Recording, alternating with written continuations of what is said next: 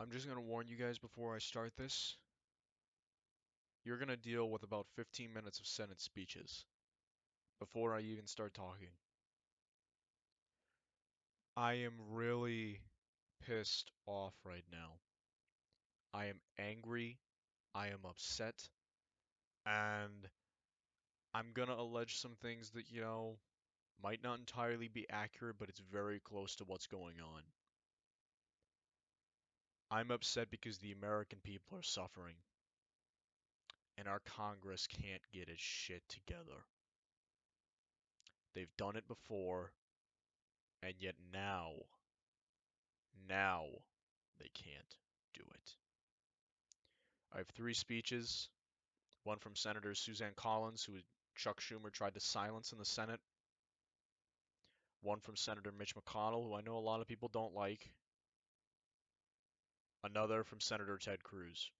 At the moment of me recording this, they are debating the bill again, and they are debating amongst each other. Please enjoy these speeches, and please be aware they all make very valid points, and they're all telling the truth.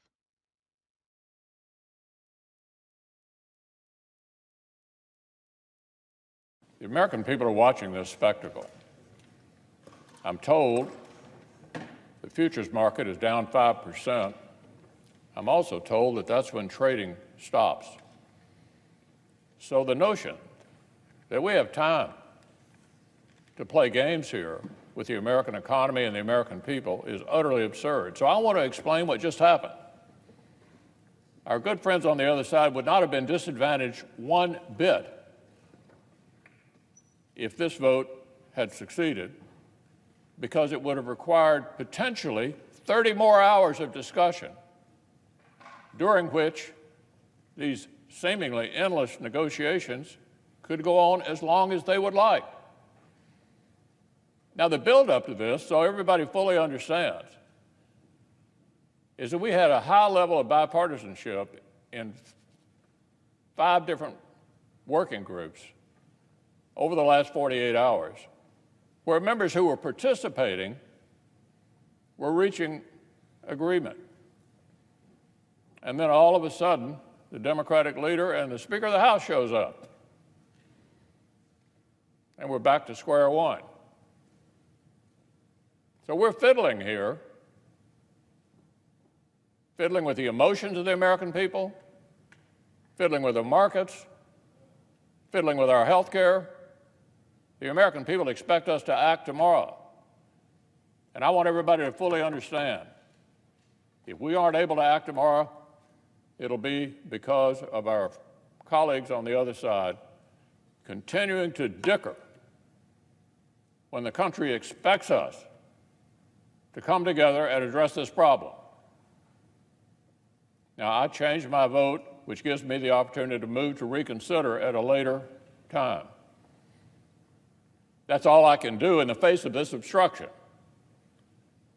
Look, I can understand obstruction when you're trying to achieve something.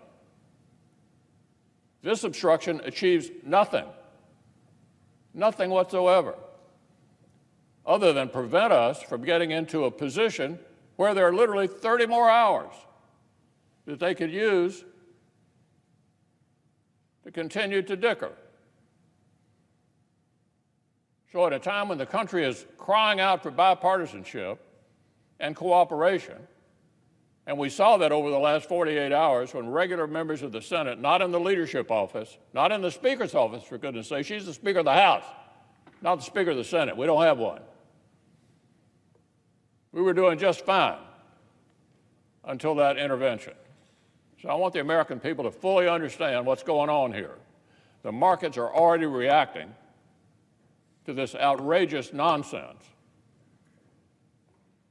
We have an obligation to the American people to deal with this emergency and to deal with it tomorrow. And if we don't, I want everybody to fully understand, you've seen everybody who's on record. Now, I've conspicuously avoided trying to turn this into any kind of partisan effort for 2 days. But it's pretty clear what's going on here. And we'll have this cloture vote again at some point of my choosing. And hopefully, some adults will show up on the other side of the room and understand the gravity of the situation and the need to act before the markets go down further and the American people become even more depressed about our lack of ability to come together under the most extraordinary circumstances. We've never been confronted with anything like this before. It's totally different. And we're not immune to it in terms of the public health risk. Coronavirus has hit the Senate today as well. We have 5 members in self-quarantine. So everybody understands the emergency, particularly when it hits close to home. It's not just back in our states, but right here in the Senate. So I would say to my colleagues on the other side of the aisle, step up. Step up. Help us reach an agreement so we can do what needs to be done for the American people no later than tomorrow. I suggest the absence of quorum.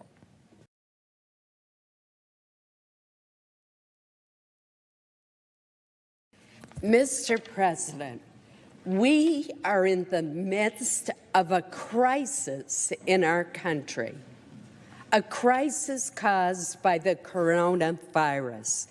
I cannot believe that the answer to this crisis, as we move to address the economic consequences that are so severe for the people of this country, that the answer from our friends on the other side of the aisle is delay, delay, delay. No sense of urgency, no hurry.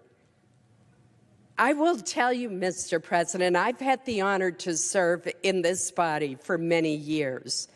Never, never have I seen Republicans and Democrats fail to come together when confronted with a crisis. We did so after 9/11. We did so with the financial meltdown in 2008. Here we are facing an enemy that is invisible but equally devastating to the health of our people and to the health of our economy. And yet, unbelievably, the Democratic leader objected to my even being able to speak this morning. Is that what we've come to? The Democratic leader objected to our convening at 9 o'clock this morning so that we could begin working in earnest. Is that what we've come to? The fact is we have been working on a bipartisan effort through task force with both Republicans and Democrats, making very good progress and putting together a comprehensive package, the third package that we have dealt with. This one is to address and prevent the economic devastation that is being caused by this virus. We don't have another day. We don't have another hour. We don't have another minute to delay acting. I have talked with businesses all over my state, small mom and pop businesses like a diner, a third-generation diner operated by the Simonis family in Lewiston, Maine. For the first time ever, they have had to close their doors. As Linda Simonis told me through tears yesterday, this is the first time ever we've been unemployed. Our son is unemployed. Our friends who have worked with us at this diner for years are unemployed. And we have a very good plan that we've worked in a bipartisan way. Marco Rubio and I on the Republican side, Ben Cardin and Jean Shaheen in very good faith on the Democratic side that would help these small businesses and keep their employees paid, keep their employees getting paychecks. How can that possibly be controversial? How can any of us want to see millions of Americans lose their paychecks, their health insurance, their contributions to their retirement plans? We have a package that's part of this broader legislation. As the majority leader pointed out just yesterday, had we invoked cloture, that's not the end of the process. There still could have been 30 hours for us to refine this package. And keep in mind, every single one of these task forces have been bipartisan. Do we agree on everything? Of course not. But surely, in this time of extreme crisis for our country, when people are getting sick, when people are dying from the coronavirus, when we are facing unemployment rates which could go as high as 20%, according to the Treasury Secretary, surely we ought to be able to pull together and work quickly to respond to the needs of the American people. Mr. President, I cannot believe the objections to proceeding to this package. Is this package perfect? No, but that's why negotiations are still going on. But don't we want to act quickly to provide relief to the American workers? This is disgraceful. We do not have time. Time is not on our side. Let's get the job done for the American people.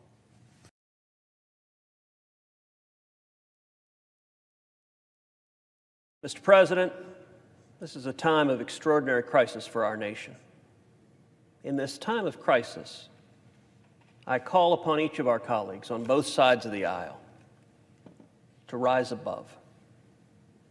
Rise above petty partisanship. Rise above the bickering that so often consumes Washington. Rise above and put first the priorities of the millions of Americans who are hurting. Look, there is a time for political disagreements. There's a time for policy disagreements. I am no stranger to robust political and policy disagreements. But we are in the midst of a global pandemic. People are dying. People are suffering. Last night, when this Senate voted on whether to move forward with emergency relief legislation for the millions of people being devastated by the economic disaster we're seeing as a result of the coronavirus epidemic, every single Democrat in this body voted to block consideration of this bill. Now, for those of you at home who are not poring over a Senate procedural matter, what does it mean to vote to block consideration? It doesn't mean they voted against the bill. It means they voted against even starting to take it up. The New York Times headline moments afterwards said, Democrats block $1.7 trillion stimulus bill. Of course, that headline had the fault of being accurate.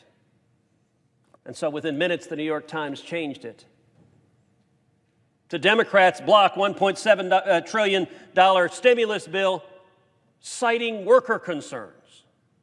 That was headline number 2. But then apparently the partisan leanings in the New York Times were too strong for that. And so they revised it a third time to say partisan division halts discussion of the bill. No, it wasn't partisan division. It was one party, the Democratic Party, saying to this chamber and the American people, hell no. We won't even take this up and discuss it. At a time of crisis, at a time when people are dying, that's wrong. That's shameful. when we awakened this morning, following the Democrats' obstruction, worldwide, there were 372,563 reported cases of the coronavirus. In the hours since then, just today, there have been an additional 23,352 cases reported today. While the Democrats are blocking the bill, 23,000 new cases today. In the United States, when we started this morning, there were 35,224 cases this morning. Right now, as of the latest numbers, there are 41,708 cases in the United States today. That means we've had an additional 6,484 cases today while the Democrats are blockading. And by the way, where are the Democrats? C-SPAN doesn't show this whole chamber often, but it'd be nice if they did, because that entire side of the chamber is empty. They're not showing up for work. They're not doing their job. In Texas this morning, there had been 668 cases. As of right now, there's 722, 54 more cases today, while the Democrats are blocking consideration of this bill. How about deaths? Look, as we look at this crisis, there are people right now gasping for breath. You and I, we have friends who have been diagnosed with this disease. We've read stories, we've talked to people who've struggled under it. I heard from one individual who's hospitalized right now that breathing felt like a belt strapped across his chest, that he could barely breathe. As of this morning, worldwide, there had been 16,381 deaths. Now that's the number now. This morning it was only 15,308. That means today, while the Democrats have been blocking this bill, 1,073 additional people died. In the United States, as of this morning, there were 471 deaths reported due to coronavirus. As of right now, it's 573. That means today, 102 Americans died, while the Democrats were blocking consideration of this bill. In Texas, as of this morning, there had been 8 deaths. Now, there are 9. One Texan died, while half this chamber refused to show up and do their job. Now, this morning, when we voted again, we saw the first signs of cracks as one Democrat, senator from Alabama, who had voted no yesterday, decided this morning, well, maybe we should take up the bill. One Democrat. Where are the rest? There are a lot of Democrats who like to hold themselves out as moderate Democrats. Where are they? Right now, what the Democratic leadership is doing is they're playing games. They're playing games in a way that is irresponsible. Listen, this bill has a lot of important elements for a lot of people that are hurting. You've got not only the people who are hospitalized, the people who are suffering, but you've also got economic devastation, as we have much of this country has ground to a halt. We've got people who work in restaurants, waiters, waitresses, bellboys, who haven't gone to work in over a week. I have people in hotels. I've spoken to business owner after business owner after business owner for the last week. One hotel owner described how he currently had 6% occupancy rates. You can't keep a hotel running with 6% occupancy rates. I talked to one hotel owner who described how he had made 5,000 layoffs in the last week. Another hotel owner had made 6,000 layoffs in the past week. I talked to an oil and gas business owner who'd laid off 5,000 workers in the past week. I talked to another oil and gas business owner who'd laid off 5,000 workers in the last week. You know, today I'm thinking about people like my friends at Republic Country Club. Now, Republic Country Club is a bit of a misnomer. It's a barbecue joint outside of Houston. It's owned by my friend Michael Berry. It is often the venue for country western concerts. It's a venue sometimes for comedy shows. I went and took my dad to Larry the Cable Guy at Republic Country Club. I've had multiple election night parties at Republic Country Club. It's a big old honky-tonk. You've never seen so many confused national reporters as they walked in and looked around and didn't know what to make of the place.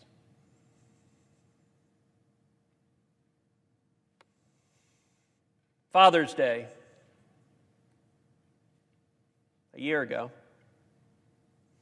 I did a Father's Day party at Republic Country Club. My dad, we roasted up 2 whole pigs. Cook staff at the barbecue place, they made them up, and we had a big party, invited people there. It's a Cuban tradition to roast a whole pig. Now, why am I telling you about Republic Country Club? Because yesterday, which happened to be my father's 81st birthday, yesterday Republic Country Club announced they're closing their doors. Yesterday, Michael Berry sent out a tweet telling first responders, telling police officers and firefighters and everyone on the front line. He said, drive by Republic Country Club today, March 23rd. Drive by during the day and we'll give you a free barbecue. We're going to cook everything we have. We're just going to give it away in to-go. You can't come in, but we're going to give you to-go boxes. And he went on to say, they're emptying out all the liquor from the storeroom, and from behind the bar, they're giving it to the employees because the employees are all being laid off. And he said he doesn't know if they'll open again. Now, I'll tell you, those employees, the bartenders, the bouncers, many of them are veterans. Many of them are big guys covered with tats.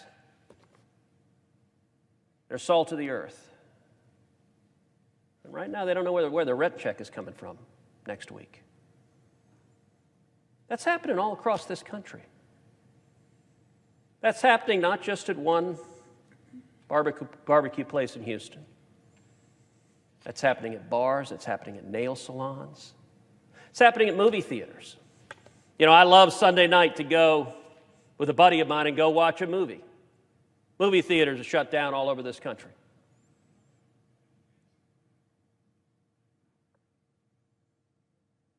Retail stores. People laid off. Nobody's going to the mall right now. And for the people who are hurting, they're scared. They don't know, number one, if they're going to get sick. But number two, they don't know how they're going to make ends meet. This is a time of crisis, and we ought to be coming together. Now listen, this bill that we were moving to, I don't necessarily agree with every word of it, but there are a number of elements in this bill that are designed to provide real help to people who are hurting. One element of this bill is to give cash, an immediate check for $1,200 to every person in this country, every adult in this country earning under $75,000 a year. $2,400 for every couple earning under $150,000 a year, plus $500 for every child they've got.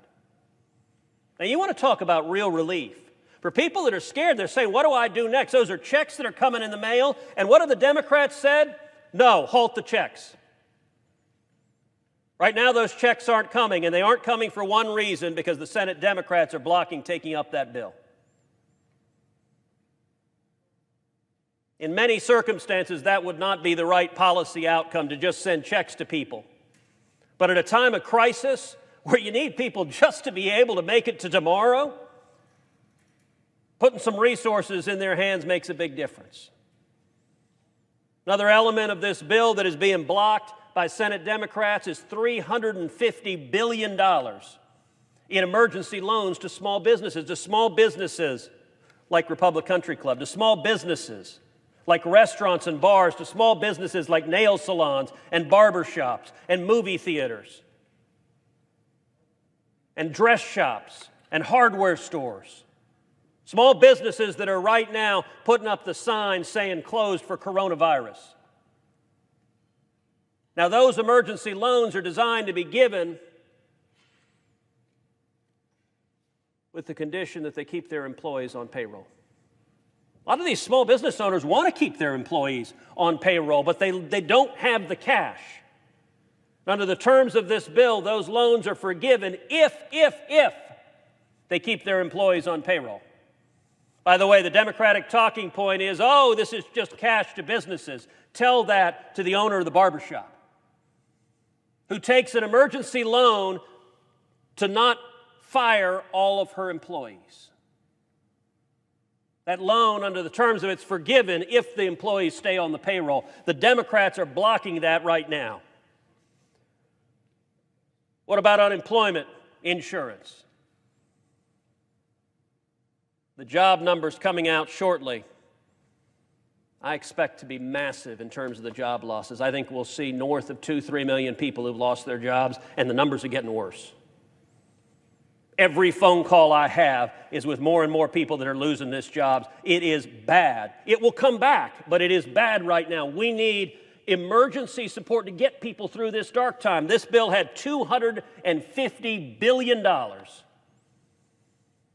for additional unemployment insurance. What did that mean? That's an additional $600 per week for an additional 13 weeks. If you're one of the waitresses right now who's just been told your job's gone away and you apply for unemployment insurance, if this bill passes, you get an extra $600 immediately. But you know what? You don't right now, because Senate Democrats are blocking this. Now, if they have reasonable concerns, they're welcome to raise them. And by the way, this bill was drafted with the participation of nearly a dozen Senate Democrats who are actively part of the task forces submitting suggestions. In fact, one of the suggestions the Democrats submitted during the drafting was plus up those unemployment insurance numbers. And they got agreement. This was drafted in a bipartisan manner. But what happened? I got to tell you, yesterday, Sunday, most of us thought we were going to move to this. But then Nancy Pelosi decided it was time to play politics. Decided to throw a grenade into the whole process. And she had a list of demands, an over 1,000-page bill that she drops out of nowhere. And the demands she's pushing, I ask you, do these have anything to do with the coronavirus epidemic?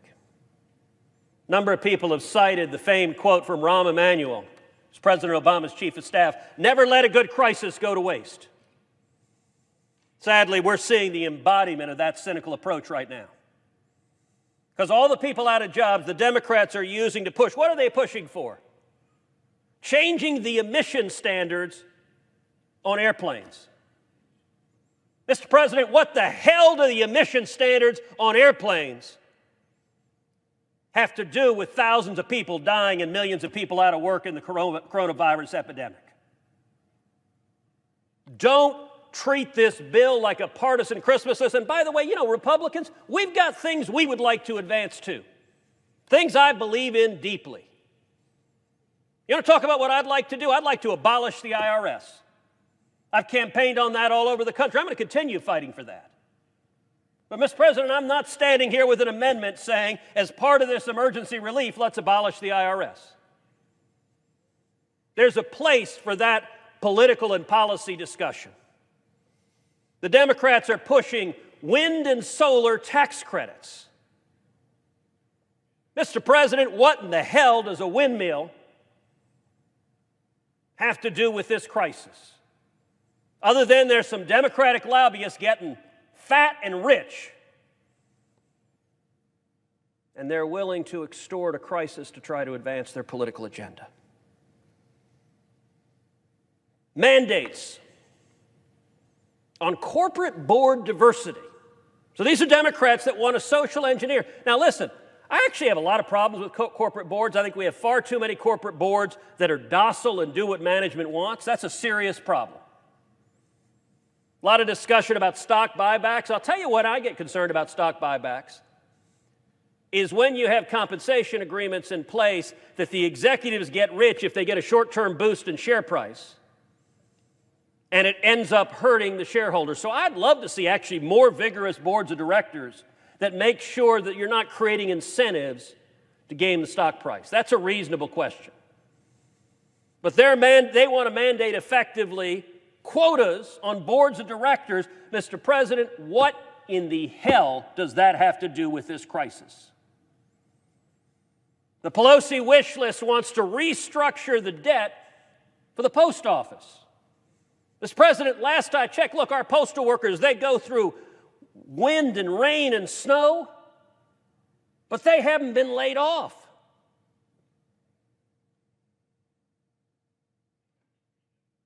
I call upon both sides. Don't play games with this. This crisis isn't going to end tomorrow. It's not going to end the next day. It's going to last for a considerable time. It's going to require adults to step up and lead. On the pandemic, we need to follow the science. We need to listen to the doctors. We need to listen to the physicians. We need to do the steps that we're taking to keep people safe. On the economy, we need to give immediate relief to people who are hurting, and we need to make sure a liquidity crisis doesn't become a solvency crisis. You know, it's interesting. Many of the Democrats are saying they don't want corporate bailouts. Well, listen, I agree with them. I am passionately opposed to corporate bailouts. One of the things I was gratefully relieved about how this bill was structured is that it's structured as loans and not condition-free grants. And it's structured primarily so that it's not picking favored companies that happen to have big lobbying presence in Washington. What does it mean to not have a liquidity crisis become a solvency crisis? Let's take, for example, the airlines. I've spoken with just about every major airline CEO in the past 2 weeks. The airlines are losing billions of dollars every month. Now, they didn't cause that problem. Unlike the financial crisis in 2008, this crisis was not caused by misconduct of one industry or another. This pandemic wasn't caused. It's not the airline's fault that the federal government has shut down flights to Asia and to Europe. That's not their fault. It's not the owner of the restaurant in downtown Houston's fault that the city of Houston has shut down the restaurant. That's not that small business owner's fault. Now, what we don't want is when the bills come due for all of those businesses, for them to have to sell their assets at a fire sale. We don't want the restaurant owner who has a pizzeria who saved to buy this fantastic pizza oven to have to sell the pizza oven for pennies on the dollar because the liquidity crisis has become a solvency crisis. We don't want our U.S. airlines to have to put up a garage sale effectively to sell all their airplanes because they're going bankrupt in the midst of a crisis. We want to come out of this with strong, robust commercial airline sector. We want to come back out of this with the small businesses thriving. We want to come out of this with a thriving energy sector. We want to come out of this with jobs. And so, Mr. President, I'm going to close this the way I started, by calling on Democrats, calling on Republicans, rise above petty partisan games. The Democratic leaders are playing these games. To every one of you Democrats, listen to the men and women in your states. Don't give in to the games. You know, most of the Democratic senators say they don't even know what their side wants, that it's just their leadership that's willing to hold the American people hostage for unrelated political partisan objectives. And by the way, one of the reasons I think Senate Democrats are so willing to engage in this is they expect the media to be utterly complicit in their cynical gamesmanship. So we stand here this afternoon, it is not only the Democratic side of the chamber that is empty, but as I look up to the press, Nobody's there.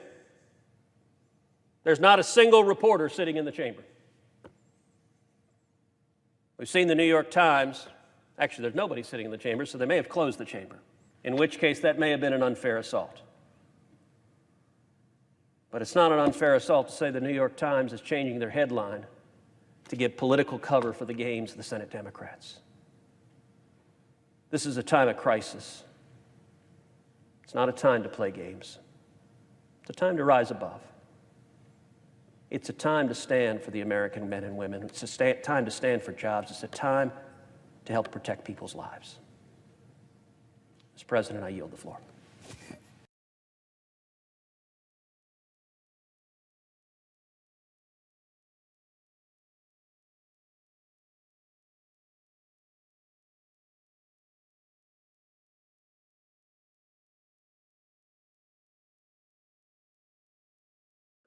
Now that we're back from that, I hope you enjoyed the speeches. I hope that you realize the severity of this crisis, and I hope you realize what it is that's going on. I have 3 articles up in the top from Axios, The Washington Post, and NPR about what just happened over the course of the past 2 days. In simple terms, the Democrats blocked the new coronavirus aid bill. The bill that was supposed to help us economically, and that if we get it out there, we might not have to do what Trump says he's going to do. I'm going to get to later about how Twitter is being absolutely filled with idiots, but I'm going to also tell you right now, we might have to open things up.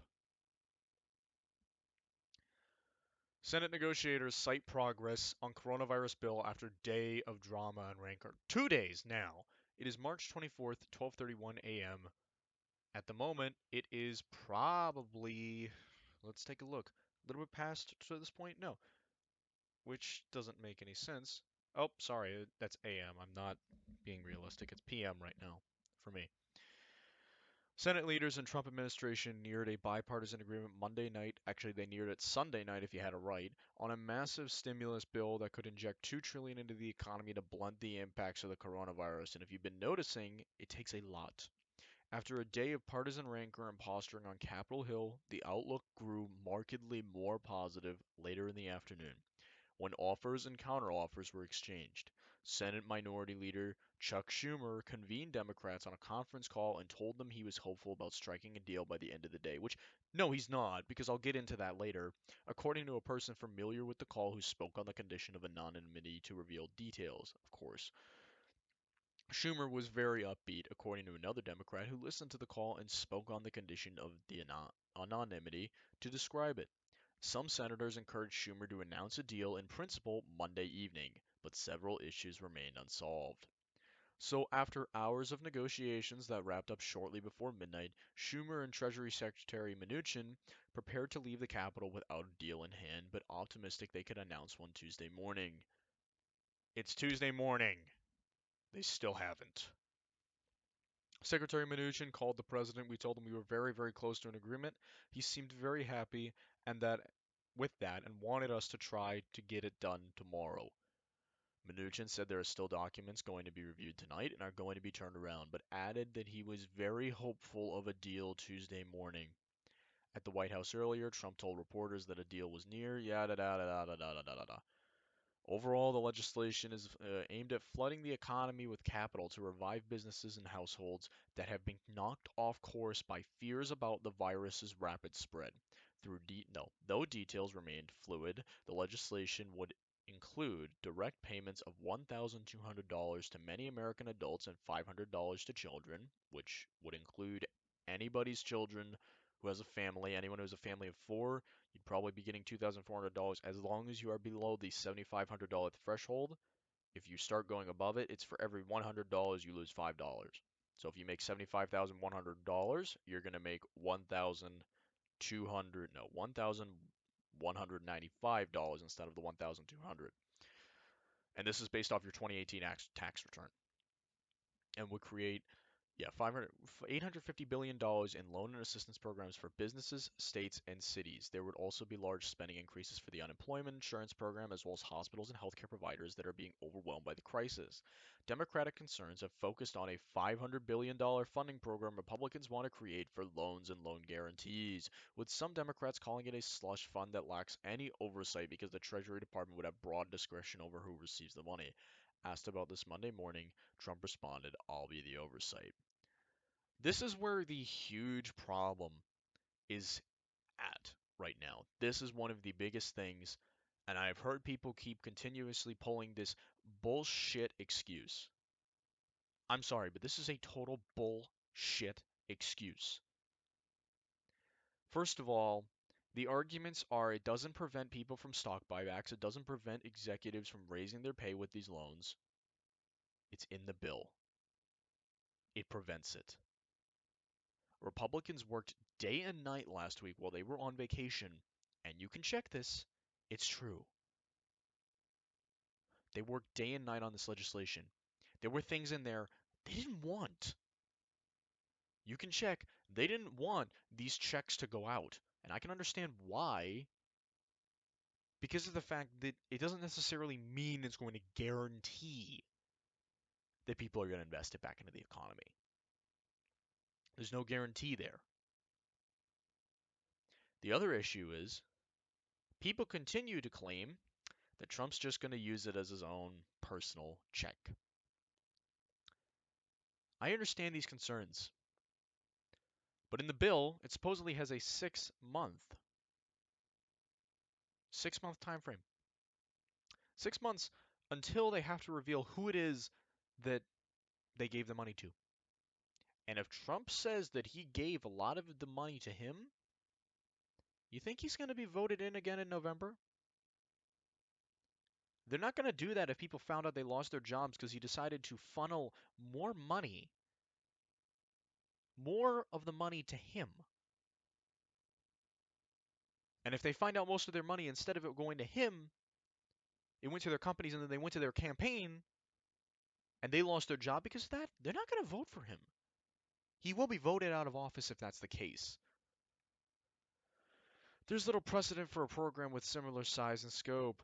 Republicans have said funding would handle appropriately, that the cash infusion of this scale is necessary to address a major economic crisis, which it is. As a final step in talks Monday, Senate negotiators were working on putting an oversight mechanism in place. Which, by the way, I should note, if they voted for cloture, they would have had more time to do this, to fully hash out the bill before they went ahead and they said no. The situation was in flux, and a handful of issues awaited final resolution Monday evening after 4 straight days of unsuccessful attempts to finalize a deal, including 2 procedural votes that Democrats blocked. By the way, the original are before they changed this, before Washington Post changed this, it was Democrats blocked $2 trillion in coronavirus aid rescue bill. Even says it up here, but that's not the title of this. I wonder why. I wonder. Unresolved issues as of Monday evening include several under the jurisdiction of Senate Health, Education, Labor, and Pensions Committee related to student loans and other issues. And I'll get to why it is this is bullcrap as well, according to one Democratic aide who spoke on the. I don't care. Senator John said Majority Leader gave a positive report about the stage of talks, which it's good, but the fact that we have to wait 2, maybe even 3 days, maybe even 4 days for this bill, time is of the essence. It is of the essence, and we don't have a lot of time. I think the speeches that I put out from McConnell, from Cruz, from Suzanne Collins says it. It says it more than anything. Suzanne Collins, this is unbelievable. I think she might have said that in the speech, but still, today's the day it has to stop. McConnell said the country is out of time. He's almost right. We are an hourglass and we are running out of time. The more time that we waste, the more time that we spend bickering over partisan politics, which I will get to later, the more time is wasted. And this is what annoys me. We have Joe Manchin. Joe Manchin here says more focused on big corporations and the health of Wall Street than we are on the health care of the American people and rural America on Main Street. Bullshit. It's an excuse. Clearly, Joe Manchin III does not know how to run a business. If he knew how to run a business or run a business, he would know they don't get that money. They can't pay for their health care under the ACA. They can't pay their wages. They're going to have to fire and furlough people. If they don't get that money, if they don't get it soon, we are not going to be seeing as many jobs popping up at Walmart as there are firings at GameStop. We're not going to see as many job openings at Amazon as there are firings at Macy's and J.C. Penney or Kohl's. The retail industry is getting hit hard. We're not going to see the same thing. We're probably going to see Burger King and McDonald's start closing up restaurants because they can't afford it. Now, they're more prepared than the small businesses. But the problem is they don't realize there's a big difference between the $350 billion that are coming out and the $500 billion. And this is why I'm like, I'm done. I'm done with the WAPO article because it's just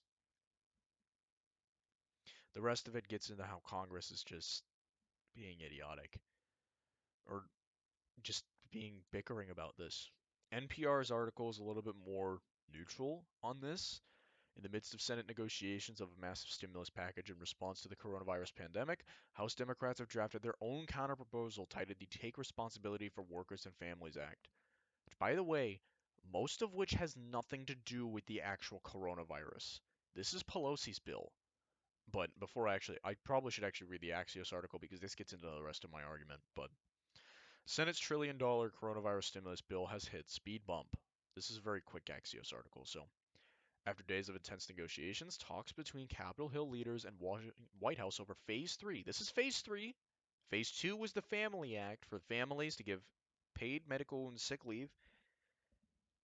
Phase 1 was injecting more into vaccine funding, as well as other medical funding and testing.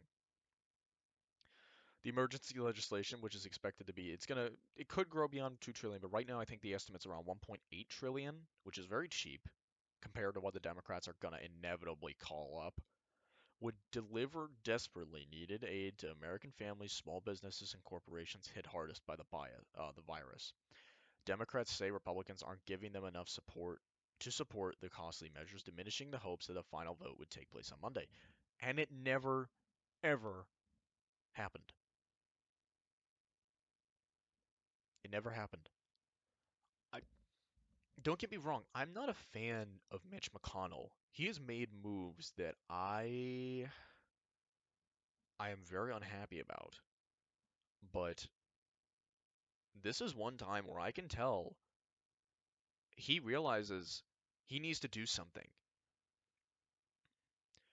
Whether or not we like it, he needs to do something. And he needs to be able to fight. This is what it is that he's doing. Mitch met with Steve Mnuchin, Chuck Schumer, Pelosi, and Kevin McCarthy to hammer out the sticking points. But Democrats left the meeting protesting that the bill is a corporate slush fund that doesn't do enough to protect workers from layoffs, gives the Treasury too much power to make its own decisions, and doesn't provide any money for state and local governments, among other complaints. I have to mention this right now. Right now. If Congress was given the power to decide who gets the loans, it's going to be along partisan lines. You're going to see money going to corporations that they have stocks invested in. Talk about corruption. Giving more power to the Treasury, as I'm not a fan of big government, don't get me wrong, but giving more power to the Treasury in this case is probably the right thing to do.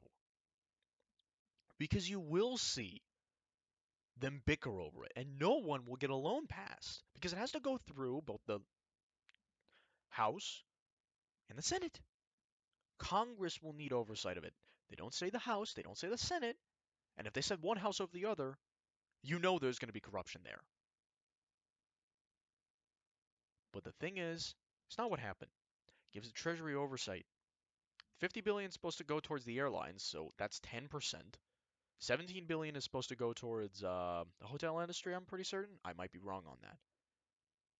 But either way, that's a good portion of the money going towards industries that badly need that money. Badly need it. And in addition to the Democrats saying that we need worker protections, I'm sorry, but the protections you're demanding, we can't do it. We can't demand for companies to say,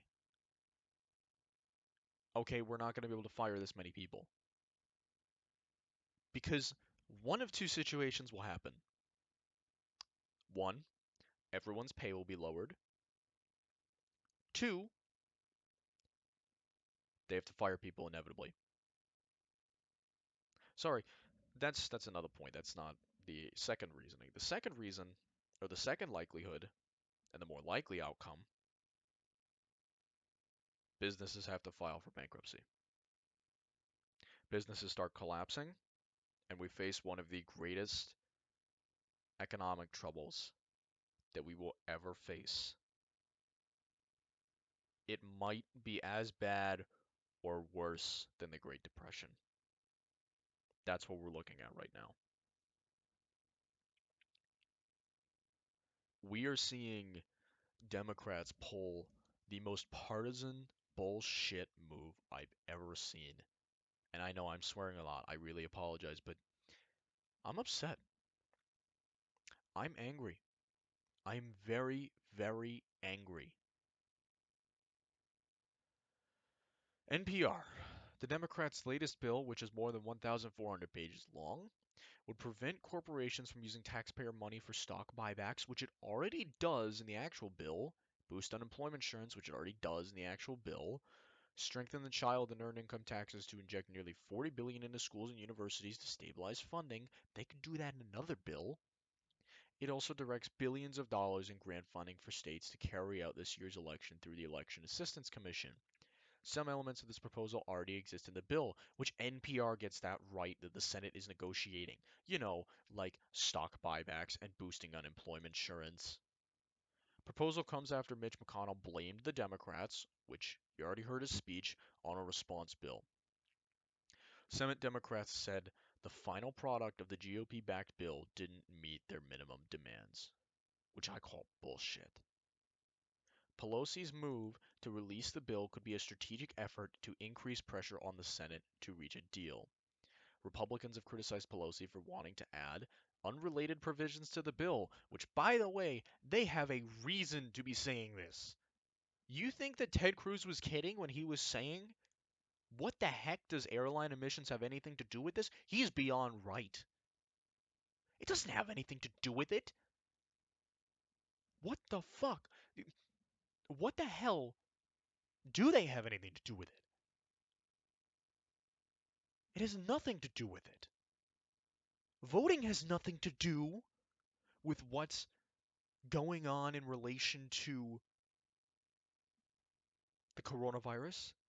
Same day registration, that has nothing to do with the coronavirus. Nothing. This bill was meant for economic relief. And we just found out Jim Clyburn, Democrats' House Majority Whip. Guess what he said? Coronavirus bill is a tremendous opportunity to restructure things to fit our vision. You think I'm kidding about this? I'm not kidding. Work to scupper the Phase 3 coronavirus relief package. This is what Pelosi did on Sunday after Majority Whip James Clyburn told caucus members last week. He said this last week. So now we know why it is they did it. We know why they did it. They're not doing this because they care about the American people or their workers. They care about shoving through what they want. That's what they care about right now. Tim Pool said the same thing as me. He said the same thing.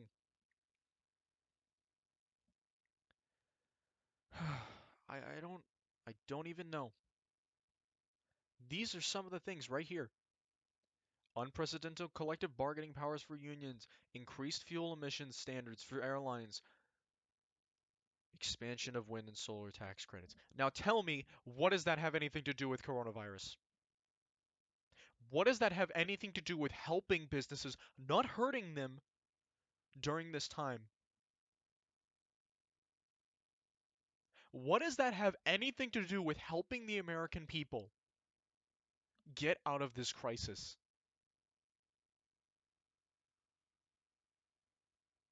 I I don't know what to do anymore because this is Congress at its worst. This is the worst I've heard. This is the worst I've seen in all of my studying of politics and history. It's so bad. I don't know what to do. I don't know what to do. Pelosi, the Democrats, they took their vacation last week. They didn't care. They didn't care. But as much as I'm not a fan of what it is Mitch McConnell did with the Supreme Court nomination that Obama had before he left office, I'm not a fan of this. This is a crisis. A crisis, for God's sake. And oh my God, the fact that no one is speaking about this is just ridiculous. It's ridiculous. And you can tell this is definitely true because of the fact that you can read this USA Today op-ed, which is an op-ed, so it's not necessarily 100% fact, but it pretty much dictates everything that Ted Cruz said. What the hell does it have anything to do with it? I'm just gonna go down to here. Let's see. Liberal special interests. Da, da, da. Bails out the U.S. Postal Service when they're fine. They're fine, by the way. Education. 9.5 billion to give away to colleges and universities, 100 million to juvenile justice programs, various aspects of enforcement to immigration laws. The Access Act. This is all hardline liberal partisanship. He is trying. I don't know what to do because the president is actually trying to do something good. I'm surprised because you have Trump consistently calling the Democrats evil, consistently creating a hyper partisan moment. And now, when he tries to call for partisanship, the Democrats flopped so hard. This is the time when you are not supposed to do this. You're not supposed to go after and say these bullcrap things. I just don't know what to do. And Republicans called out the media for trying to cover them up. And they're doing it in an infamous way. We have on Twitter this new hashtag, not dying for Wall Street. Yeah, guess what? They're bullshitting. This hashtag started because of the fact that Trump said yesterday, we might be thinking about reopening our economy. And I will say this right now. I'm not a fan of the idea of having to reopen our economy. But still, but still, if we don't start sending people back to work, we could be facing a depression. And this is what a lot of these people who are posting under this hashtag, there might even be people who I know who are posting under this hashtag. and they bought into mainstream media. They bought into mainstream media because they said, "Oh, we're all gonna die because Wall Street." Bullshit. That's not what's happening here. What's happening is if we don't find a way to reopen the economy, we could be facing a depression. Then you've got this one right here with 6K hearts, which is bullshit. The rich add nothing of value to our society, so I guess iPhones are not of value. I guess social media isn't of value. The thing that I'm talking off of right now isn't of value. The fact that we have a TV is not of value. My house isn't of value. Huh. Nothing useful. Totally. The poor create all of our wealth, which is not entirely true. The pandemic proves it. The 1% buy our politicians, rig the system, exploit, and keep us powerless while hoarding all of our resources. We need to tax these parasites out of existence. The literal lack of basic economics and the appeal to Marxist principles is going to become a huge threat this year. There are people out there who are suffering, they are dying, and we have the mainstream media spinning the story. The New York Times shifted their article name 3 times to make it seem as though Republicans are desperate. The Washington Post changed their article name. And you can clearly tell that, yeah, it's probably more for hope, but they're not telling the truth. They blocked a bill that still could have been revised if they invoked cloture, but a bill that was necessary for the American people nonetheless. Whatever happened to helping all those people on minimum wage jobs? Whatever happened to helping them with all of these issues?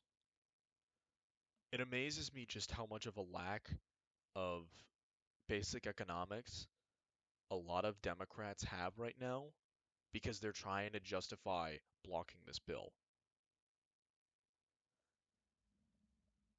If they do not get funding, more people are going to be laid off. There were probably a good amount of people laid off yesterday. There was a good amount of people laid off in the time frame up to now.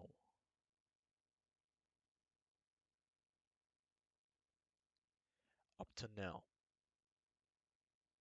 There are people getting laid off as we speak because of the fact that these businesses can't pay. They can't pay. And what is their reasoning? Worker protections.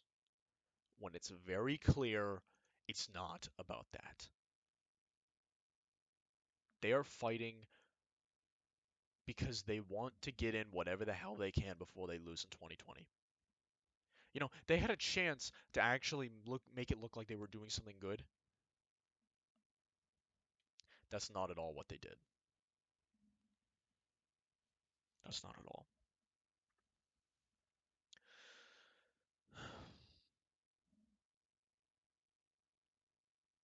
People lost their jobs today. People lost their jobs yesterday. People lost their jobs over the weekend. People are losing their money. I don't know what to do. The only thing I can tell you to do is to see through the Democrats' bullcrap right now.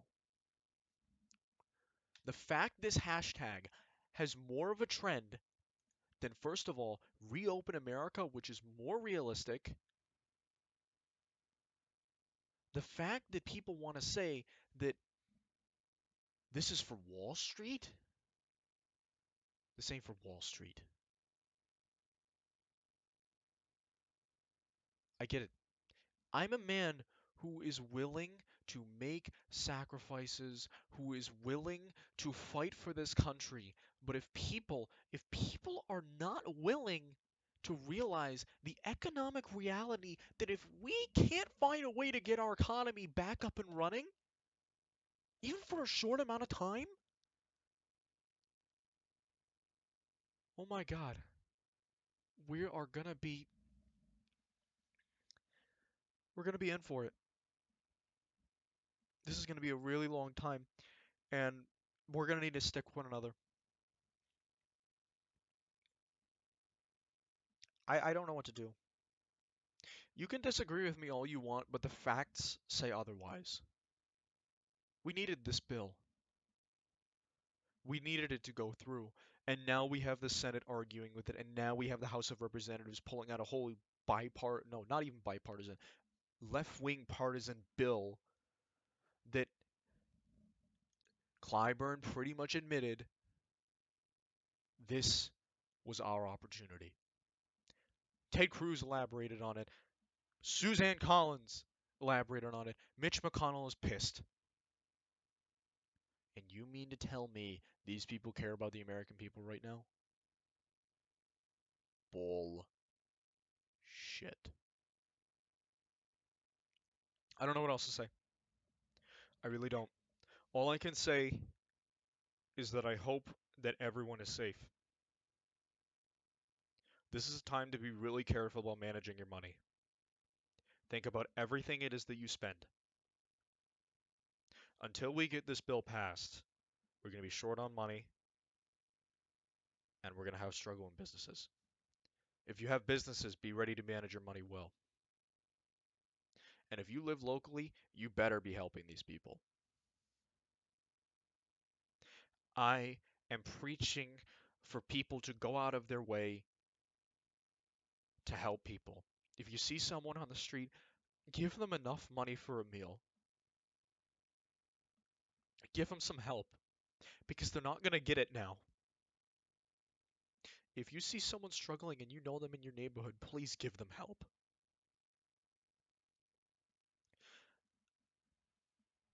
I'm never going to know what it feels like to be out in the street. I never want to. But I'm not stupid. I know it's not easy. And this bill might have been able enough to help people. There are more people going to be out on the street now that the fact that this bill was not passed. This bill was not perfect. It wasn't going to be an end all be all. I need to specify that. It was never going to fix everything. It was just meant to stop something worse happening. No matter what, people are going to be fired, people are going to be furloughed. But the bill was about making certain, making certain we could limit that number, not cut it out entirely.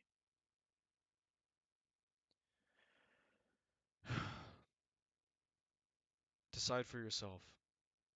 If you genuinely believe the Democrats, I can't blame you. But right now, we are in the middle of a crisis. We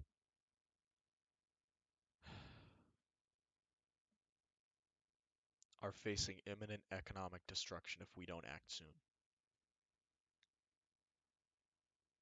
For those of you who support this bill, get on the phone right now. Call your senators, call your representatives, tell them we, the American people, are fed up with your bullshit. We, the American people, want this bill. We're not listening to your empty promises anymore.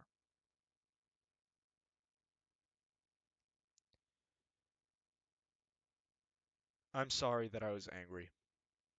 I just have to say this beforehand, but I care about this country so much. And I don't know what to do anymore.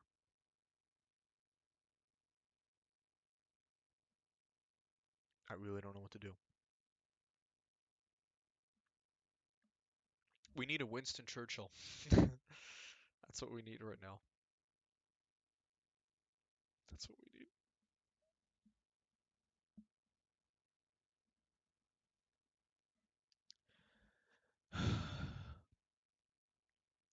I just can't believe that we have a whole party of people willing to put the American people on hostage just so that they can get some policies through. And people are buying it. People who are going to suffer because of this are buying it. I can't blame these people. They're definitely misguided. There's good people who are supporting the Democrats right now when they shouldn't be. There's a ton of good people out there. But right now is not the time to side with them. Because we needed this bill Sunday night. That's when we needed it. We didn't need it Monday. We don't need it today. We needed it 2 days ago.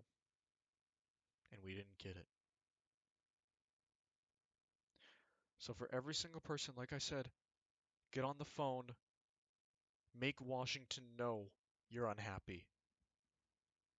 Fight for yourself for once. Don't have them fight for you. Because I promise you, they will listen. Because if they care anything about re-election next year, or this year, sorry, or in 2 years, they're going to vote. And if they don't vote for it,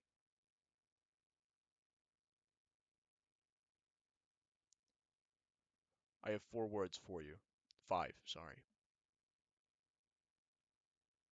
Make them pay in November. Make them lose. And show them the American people are fed up with this bullshit. This is a long one today, but you know, it needed to be. Help each other, fight together. We're going to make it through this. And the sooner we can get this bill passed, the easier we'll be able to get through this. Be good to your neighbors, be good to your friends, even be good to the people online because you know there could be tough times going on for everyone right now. Do what you can to help. I might revisit this if something changes, but right now, it's pretty obvious what's going on. God bless you all. I hope all of you are doing well. I pray to God for everyone in this country every night. And I hope that He answers my prayers. To protect all of you, to guarantee you all prosperous lives,